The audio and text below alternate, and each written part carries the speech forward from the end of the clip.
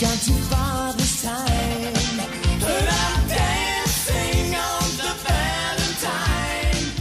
In our last video, we saw that there are layers or elements of meaning attached to a single lexeme. In this video, we're going to work with a heuristic to understand those elements and their relationship to one another. Starting with Saussure and then more famously with Chomsky, we started to treat these elements of meaning generatively. What if instead of seeing meaning driven by syntax, we started to understand syntactic structures driven by meaning? Recall the phrase, "colorless green ideas sleep furiously." Even though the syntax is fine, the utterance is meaningless. In a generative view of meaning, we actually look at the structures of meaning and see how they interact and interrelate with one another. And so this is where we start to work with a heuristic that gives us some way of understanding the bits of meaning that are attached to lexemes. And let's start with semantic features. Semantic features are a binary approach to analyzing meaning units. Think about gendered nouns, boy and girl. In both cases, they are plus human and minus adult. But boy is plus male and girl is minus male. Or we could say that boy is minus female and girl is plus female. These binaries are not always satisfactory, but they do provide for a kind of heuristic for seeing why something like green ideas isn't working. Green is plus visual, and ideas is minus visual. In that case, we can see the interaction of elements of meaning, and in this case, we can note that a visual adjective cannot modify a non-visual noun. Entailment is the assumptive semantic features that are available for a particular lexeme. Take chicken, for example. Chicken has the possible entailment of animal and food. So if I say Sally has a pet chicken, you would be relying upon the entailment of animal to attach to pet. Pet chicken might be odd, but it's allowable because pets are animals, and chickens have the entailment of animal. If, however, I said that Sally has a delicious chicken, delicious is registering against the other semantic feature that is available for chicken, food. This is why Sally has a delicious dog is problematic.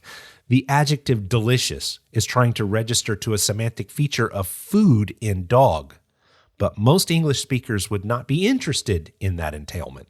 A similar structure exists in the way that we sometimes assume semantic features in a specific word. When my mother-in-law, who was a retired nurse, was in the hospital, she told me that the male nurse had been to see her. For Polly, who was at that time 93, nurse had a semantic feature of female. Markedness is where we have to mark the distinctive semantic feature that seems unexpected in the semantic features of nouns. This is why modifiers like female doctor cause some of us to ask, what have we done as a culture to create the expectation that the primary semantic feature of doctor is plus male?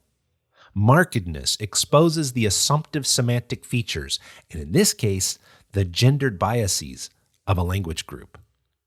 Well, I mentioned that this can help us create a heuristic. So far, we've only seen one part of that structure. The other part of this structure are semantic fields. These are classifications.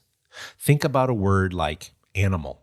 There are lots of different kinds of animal, from blue whales to single-cell organisms.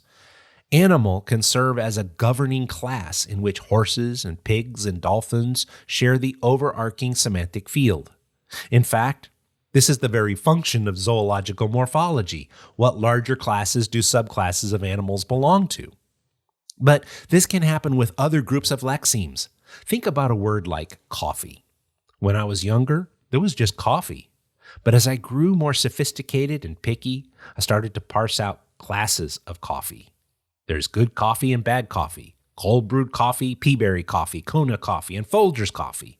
As one starts to distinguish more refined sets of semantic features for a lexeme, we start to see lexemes subordinated into fields that hold a group of similar lexemes.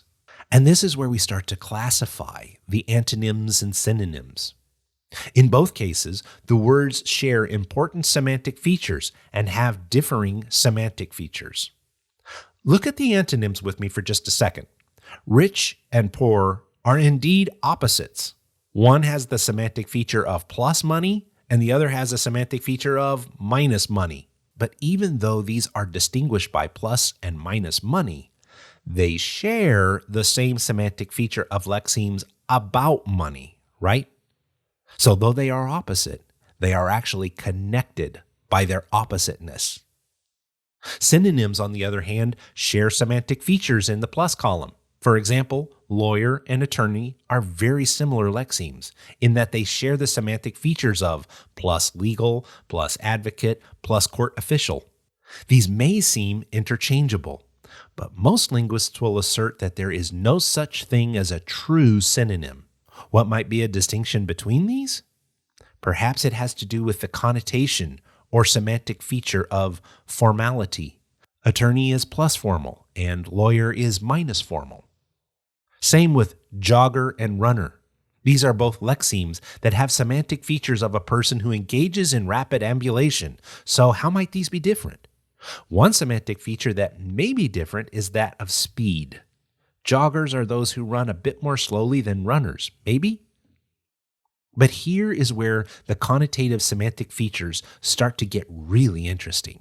Go back to lawyer and attorney. Which one is available for a pejorative or negative connotation? If you think about Saul Goodman in Better Call Saul, would you classify him more as a lawyer or attorney? He's both. But if we're going to label this person with the semantic features of unctuous or oily, then we are more likely to attach that to lawyer, aren't we? That may be because of the distinction of formal and informal. Or jogger and runner.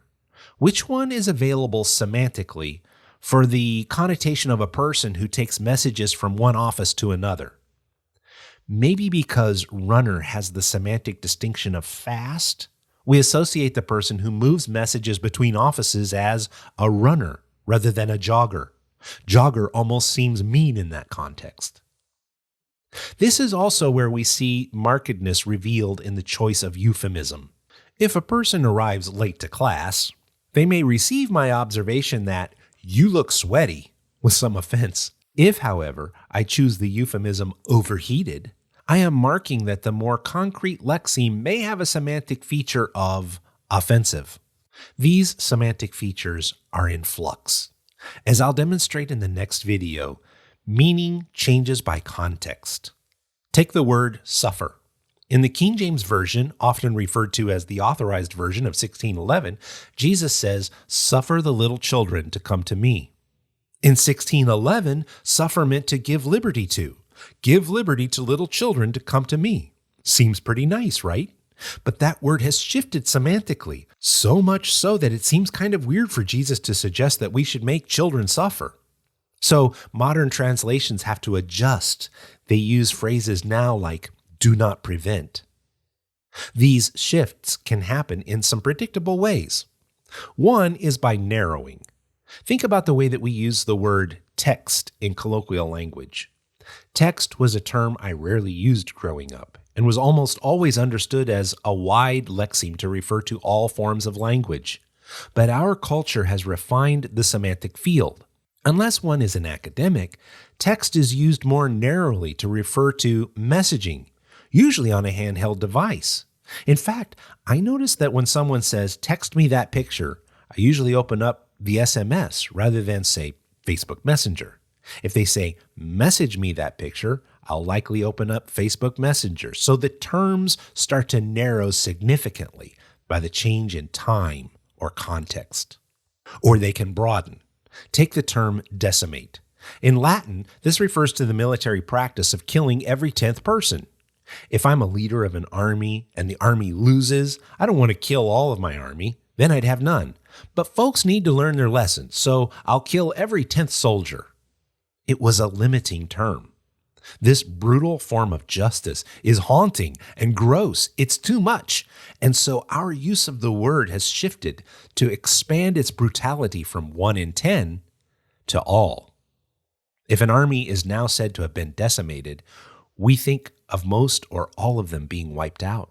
Another way the semantic features can shift is through the process of amelioration. This is where a word with a negative semantic feature shifts to positive ones.